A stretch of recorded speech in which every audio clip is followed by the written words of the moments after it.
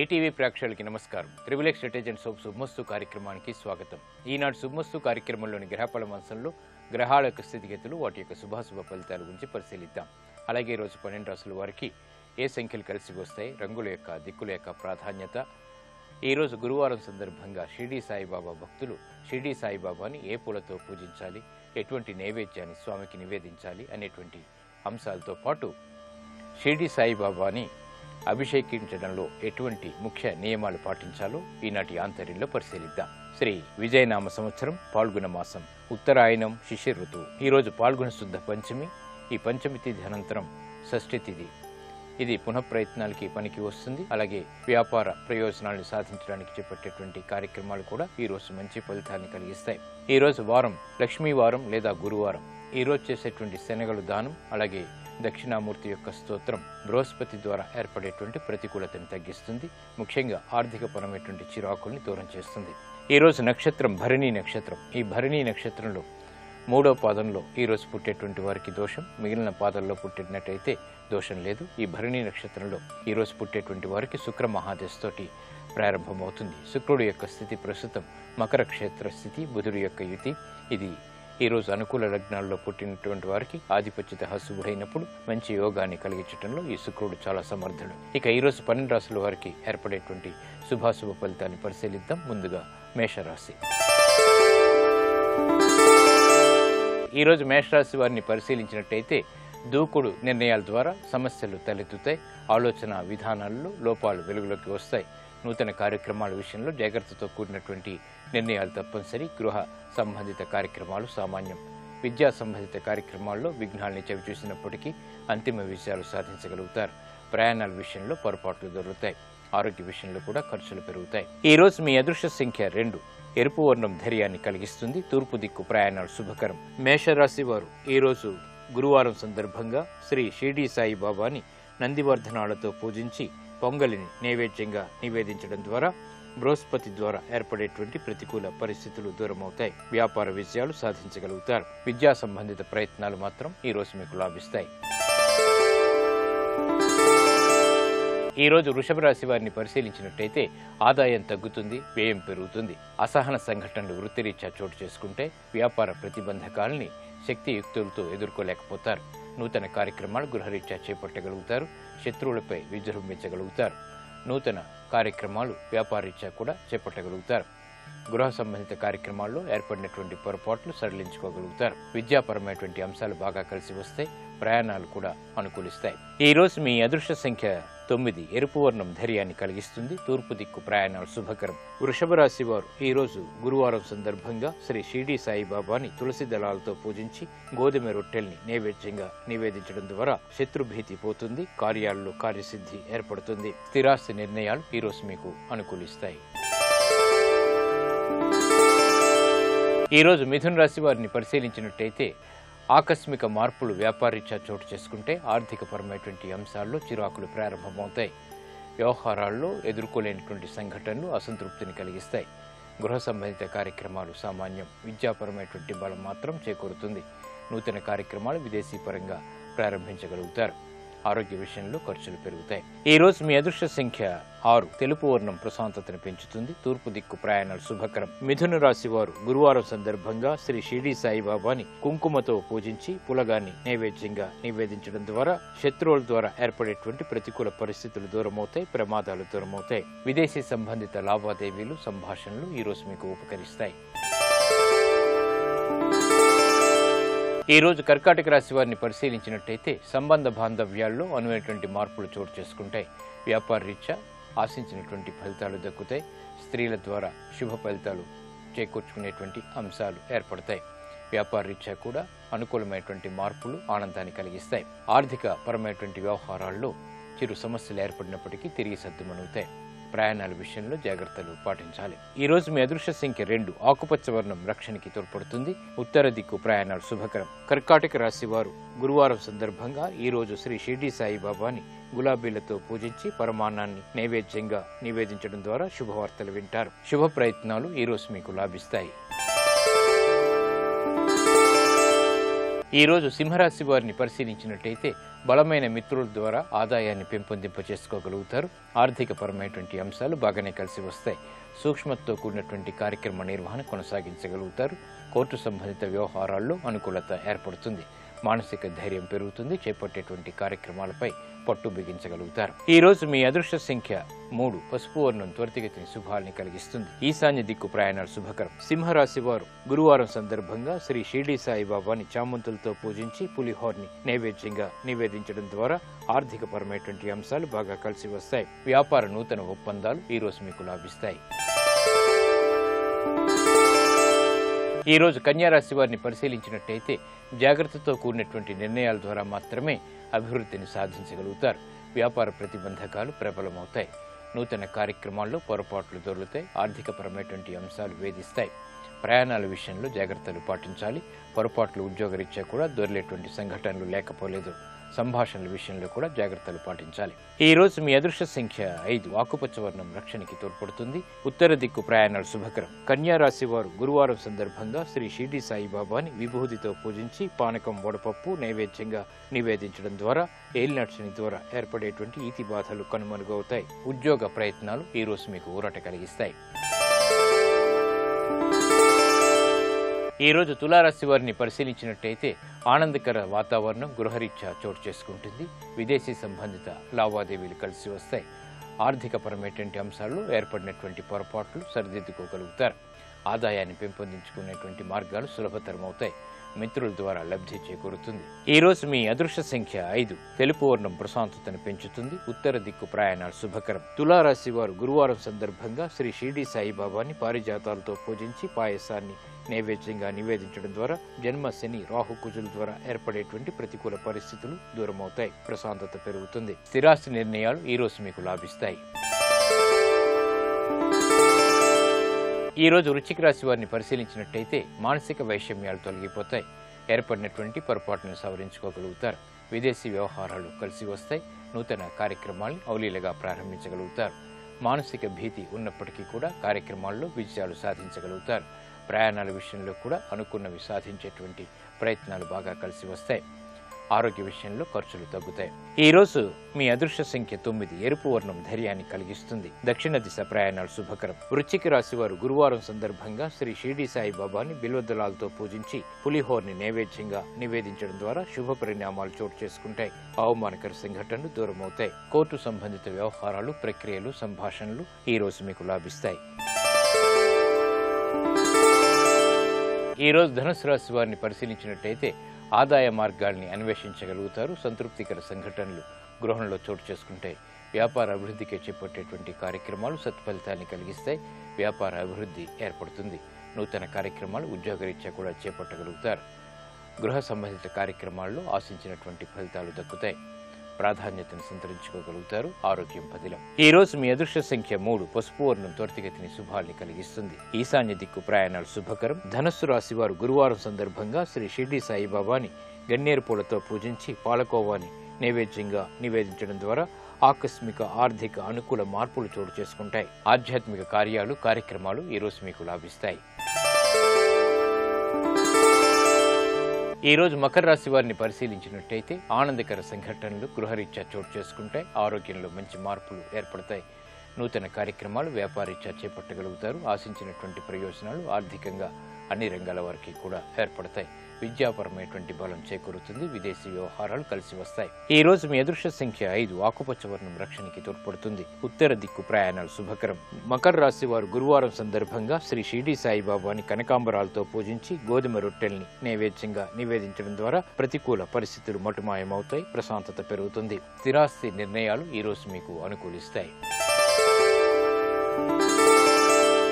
ఈ రోజు కుంభరాశి వారిని పరిశీలించినట్టయితే మానసిక ప్రశాంతత కలిగి ఉంటారు. కుటుంబ ఐక్యతకై చేసేటువంటి ప్రయత్నాలు బాగా కలిసి వస్తాయి.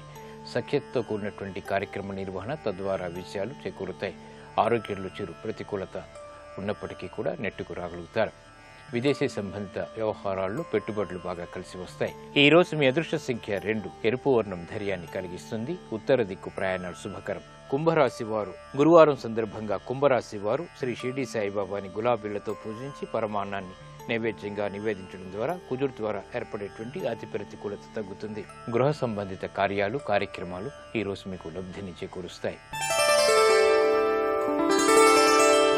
ఈ రోజు మీనరాశి వారిని పరిశీలించినట్టయితే ఆర్థికపరమైనటువంటి అంచనాలు తారుమారవుతాయి. తలనొప్పి సంఘటనలు వృత్తిరీత్యా చోటు చేసుకుంటాయి.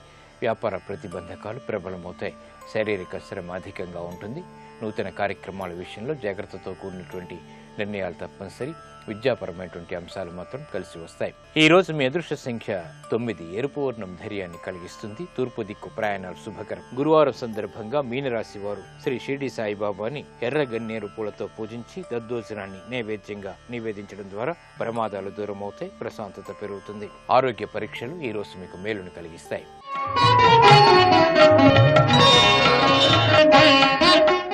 గురువారం శ్రీ షిరిడి సాయిబాబాకి చాలా ప్రీతికరమైనటువంటి రోజు. శ్రీ షిరిడి సాయిబాబాని అభిషేకాదులు చేయటంలో భక్తులు ఎటువంటి నియమాలు పాటించాలో పరిశీలిద్దాం. శ్రీ షిరిడి సాయి ఆరాధనలో హారతులకు అభిషేకానికి ముఖ్య పాత్ర ఉంది. అభిషేకం నిర్వహించబోయే ముందు సాయి విగ్రహానికి సాంబ్రాణి ధూపం వేయాలి. అనంతరం పరిశుద్ధమైనటువంటి నీటితో సాయి నామాన్ని స్మరిస్తూ అభిషేకాన్ని ప్రారంభించాలి. ముందు పాదాల్ని అభిషేకించిన తర్వాతే శిరస్సు నుంచి అభిషేకం చేయాలి. జలాభిషేకం తర్వాత సాయి విగ్రహానికి విభూతి, చందనం, కుంకుమల్ని అలంకరించాలి. అనంతరం ఆవు పాలతో అభిషేకాన్ని నిర్వహించాలి. ఆవు పాలతో అభిషేకం ముగిశాక సాయి విగ్రహానికి వెన్న, మీగడల్ని పులమాలి.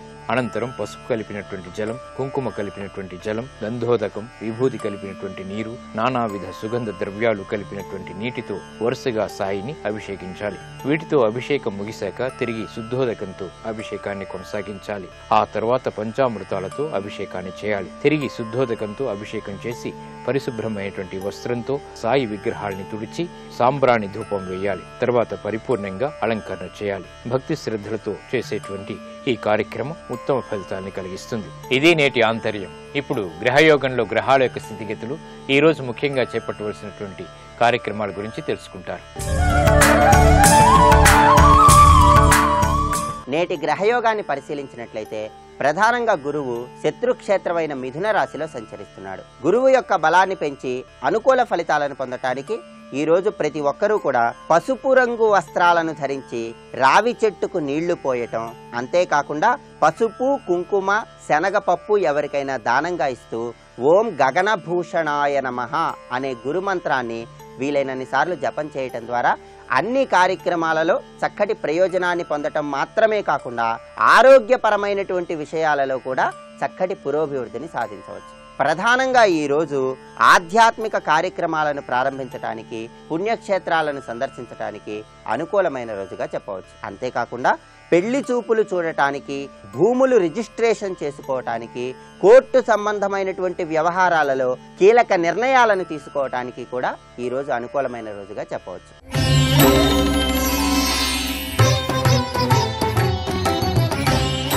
మీరు తలపెట్టిన అన్ని కార్యాలలో కూడా విఘ్నాలు తొలగింపజేసుకోవటానికి, చక్కటి అనుకూలతను పొందటానికి దైవబలం రీత్యా ఏం చేయాలి?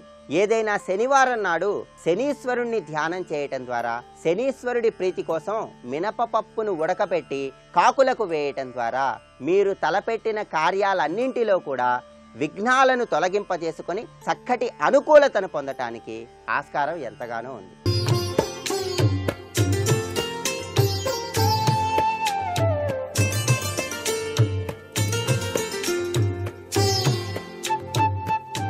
ట్రిపుల్ ఎక్స్ డిటర్జెంట్ సోప్ శుభమస్తు కార్యక్రమంలో గృహబలం అంశానికి స్వాగతం.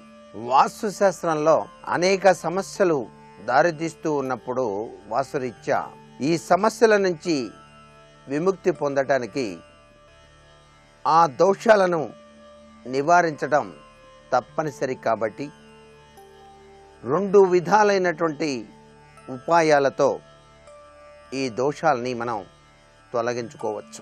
అంటే తెలిసో తెలియకో గృహంలో గనక వాస్తు దోషాలు ఉన్నట్లయితే ఆ వాస్తు దోషాలని సవరించుకోవటానికి 2 విధాలైన ఉపాయాలు ఉన్నాయి. వాటిలో ఒకటి సకారాత్మక ఉపాయాలు అని చెప్పేసి. ఈ సకారాత్మక ఉపాయాలు అంటే వాస్తు దోషాలకు కారణమైనటువంటి కార్యాలను తొలగించి వాస్తు సమ్మత కార్యాలు చేసేటువంటి ప్రయత్నాలన్నీ కూడాను సమ్మిళితమవుతాయి అని చెప్పేసి ఇక్కడ దీని యొక్క ముఖ్య ఉద్దేశం. సమస్య వచ్చినప్పుడు దాన్ని పరిష్కరించుకోవాలి, అంతేగాని ఇల్లు అమ్మేస్తానండి ఇది నాకు కలిసి రాలేదంటే అది అవివేకం అవుతుంది. కారణం ఏంటంటే ఒక గృహం మనిషికి రావాలి అంటే సర్వేశ్వరుని యొక్క అనుగ్రహం ఉండాలి. ఆ అనుగ్రహ రీత్యా గృహం వచ్చింది, తెలుసో తెలియకో దాంట్లో వాస్తు దోషాలు ఉన్నాయి. ఆ వాస్తు దోషాలు ఉన్నాయి కదండి, బెబ్బే తొందరపడి కొన్నానండి దీన్ని అమ్మేస్తానంటే కుదరదు. దానిలో దోషాలు సవరించుకోవడానికి మనం ప్రయత్నం చేయాలి. అప్పుడు ఆ దోషాలు తొలగిపోతాయి, చక్కగా జీవితం గడపడానికి ఆస్కారం ఉంటుంది కదా. ఇప్పుడు ఉదాహరణకి ఈశాన్య దిశలోనే బాత్రూమ్స్ కట్టడం జరిగింది. ఇక్కడ పూజాగృహం నిర్మించాలి కదా, అలా చేయకుండా అలా కట్టినట్టయితే నష్టం కదా. అటువంటప్పుడు అది తొలగించేసి అక్కడ పూజాగృహం ఏర్పాటు కనుక చేసుకున్నట్లయితే ఆ దోషం పోయినట్టే కదా. అలాగే ఆగ్నేయ వరసందు లేకుండా ఆగ్నేయ తూర్పు గోడకు ఆనిచ్చి నిర్మాణం చేశారు, అది వాస్తురీత్యా దోషం, ఎంత చేసినా కలిసి రావట్లేదు. అప్పుడు తప్పనిసరిగా ఆగ్నేయ వరసందు పెట్టుకునేటువంటి ఏర్పాటు చేసుకోవాలి. అంటే ఈశాన్య నుంచి ఆగ్నేయం వరకు ఖాళీగా ఉండేటట్టుగా చూసుకోవాలి. కొద్దిగా పడమర కన్నా కూడాను ఎక్కువగా అక్కడ ఖాళీ ఉండేటట్టుగా ఏర్పాటు చేసుకుంటే ఆ సమస్య అంతా కూడా పరిష్కరించబడుతుంది కదా. అలాగే ఈ యొక్క వాస్తు దోషాన్ని 100కి 100 పాళ్ళు పరిహరించి ఆ దోషం వల్ల కలిగే దుష్ఫలితాల్ని పోగొట్టుకోవడానికి మనంతట మనమే చర్యలు తీసుకోవాలి తప్ప వెంటనే గృహం అమ్మేస్తానండి లాభం లేదండి అంటే కుదరదు. ఎక్కువ వ్యయంతో అవి గనక కూడుకొని ఉన్నట్లయితే వాస్తు దోషం ఉందండి ఇంటికి, మరి మీరు ఖర్చు పెట్టుకునేటైతే మీ ఇష్టం అని చెప్పేసి చెప్పారు. ఇటీవల కాలంలో ఒక సంఘటన జరిగిందండి. ఏంటంటే సెల్ ఫోన్స్ ఉన్నాయి చూసారా, ఆ సెల్ ఫోన్ని ఛార్జింగ్ పెట్టి కంప్యూటర్ ఆపరేషన్ మీద పెట్టేసేసి విద్యార్థి ఆన్ చేసేసి ఆపకుండా వెళ్ళిపోయాడు. ఆ కంప్యూటర్ మీద పెట్టడం చేత ఈ సెల్ ఫోన్ ఏమైందంటే ఆ కంప్యూటర్లో ఉన్నటువంటి దీశక్తి, ఈ కరెంటు పాసు మొత్తం వచ్చి ఆ గదంతా కూడాను ఒక్కసారిగా ఆ కంప్యూటర్లో నుంచి పేలుడు వచ్చేసేసి ఆ గదంతా కూడా పేలిపోయింది, ఆ గోడలన్నీ పెచ్చులు ఊడిపోయినాయి. అలాగే చాలామంది సెల్ ఫోన్ని అలా పెట్టేసేసి ఛార్జింగ్లో ఫోన్లో మాట్లాడుతుంటారు, దానివల్ల కూడా చాలా విపత్కర పరిస్థితులు వస్తాయని చెప్పేసి విషయం గుర్తుపెట్టుకోవాలి. ఇప్పుడు ఆ ఇంటి యజమాని వచ్చాడు, అయ్యా నేను ఇల్లు అమ్మేద్దాం అనుకుంటున్నాను, ఇట్లా జరిగిందన్నాడు. దీనికోసం ఇల్లు అమ్మాలా? శుభ్రంగా మళ్ళీ చక్కగా ఆ ఇంటిని పరిశుభ్రంగా చేసి కొద్దిపాటి ఖర్చుతో పునర్నిర్మాణం చేసుకోవచ్చు కదా. అంతేగాని ఇది జరిగింది కాబట్టి పరమ వాస్తు దోషం ఉందండి అంటే అది తప్పు అవుతుంది. ఇది ఎందుకు చెప్పానంటే ఒక సంఘటన జరిగినప్పుడు పూర్తిగా అది వాస్తుకి ఆపాదించి ఇది దీనివల్ల ఈ వాస్తు సరిగా లేకపోవడం వల్లే జరిగింది అనుకోవటం పొరపాటు.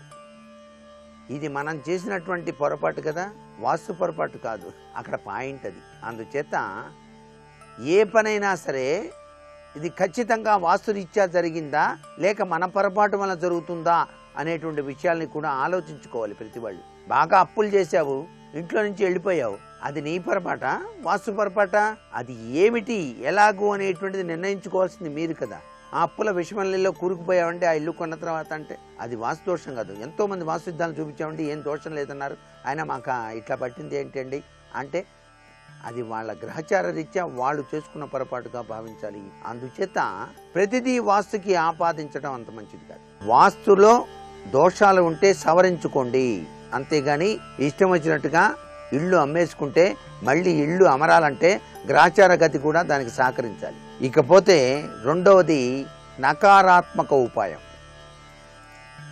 మంత్ర తంత్ర జ్యోతిష పూజ అనుష్ఠాన మొదలైనటువంటి ప్రయత్నాలతో వాస్తు దోషాన్ని పరిహరించుకోవచ్చు. దీన్ని మనం నకారాత్మక ఉపాయం అని చెప్పేసి అంటాం. ఈ ప్రయత్నాల వల్ల వాస్తు దోషం సంపూర్ణంగా తొలగించుకోవడానికి ఆస్కారం ఉంటుంది. ఊహాజనితమైనటువంటి సమస్య పరిష్కారం తప్పక కనపడుతుంది. వాస్తు దోష నివారణకు ఈ సకారాత్మక ఉపాయం వాస్తు దోష నాశకకరం అని కూడా మనం చెప్పడంలో ఏమాత్రం సందేహం లేదు. అయితే ఏం చేయాలండి అంటే వాస్తు దోష నివారణకు ఈ యొక్క ఉపాయాలు ఏ విధంగా ఉన్నాయి అని చెప్పేసి కనుక ఒక్కసారి భావన చేసినట్లయితే, వాస్తు దేవత పూజ ఉపాసన చక్కగా నిత్యం అనుష్ఠానం చేసుకోవాలి. పరమేశ్వరుని ధ్యానం చేయాలి. అలాగే వాస్తు శాంతి యజ్ఞం. ఇల్లు పాతబడిపోయిందండి, దీన్ని రీమోడల్ చేస్తున్నానని చెప్పేసి రీమోడల్ చేశారు చక్కగా. ఆ ఇంట్లోకి వెంటనే గృహప్రవేశం చేసేసి అదొరకు పాత ఇల్లే కదండి, గృహప్రవేశం చేయటం ఎందుకు అనుకుంటే ఎట్లా? మరలా ఒక మంచి ముహూర్తంలో ఆ ఇంట్లో సత్యనారాయణ వ్రతం చేసుకొని వాస్తు హోమం నిర్వహించడం చాలా మంచిది. వాస్తు హోమం చేసి తీరాలి. ఇట్లా పునర్నిర్మాణం చేసినప్పుడు, అంటే పాత ఇళ్ళుని రీమోడల్ చేసినప్పుడు తప్పనిసరిగా వాస్తు హోమం, సత్యనారాయణ వ్రతం, 10 మందికి భోజనాలు పెట్టడం చేస్తే చాలా మంచిది. వాస్తు యంత్ర స్థాపన, సమస్త వాసు దోష నివారణ యంత్రాలు, సిద్ధి గణపతి యంత్రాలు ఇవన్నీ కూడా ఉన్నాయి. ఒక ఇల్లు కట్టి దాదాపు 100 సంవత్సరాలు అయిపోయింది. చాలా స్ట్రాంగ్గా కట్టారు, ఎటువంటి పరిస్థితుల్లోనూ ఎటువంటి దోషం లేదు. కానీ ఆ ఇంటికి ఆయుర్దాయం తీరింది అని ప్రతి వాళ్ళు చెబుతున్నారు. దీనికి ఏంటి నివారణ అంటే తప్పనిసరిగా మత్స్య యంత్రం ఎంచుకోవటమే. మత్స్య యంత్ర స్థాపన చేస్తే ఆయుష్ పెరుగుతుంది ఇంటికి. ఇది ప్రతి వారికి తెలిసినటువంటి విషయమే. అలా కూడా చేసుకోవచ్చు. వాస్తు దోషకారక గ్రహశాంతి.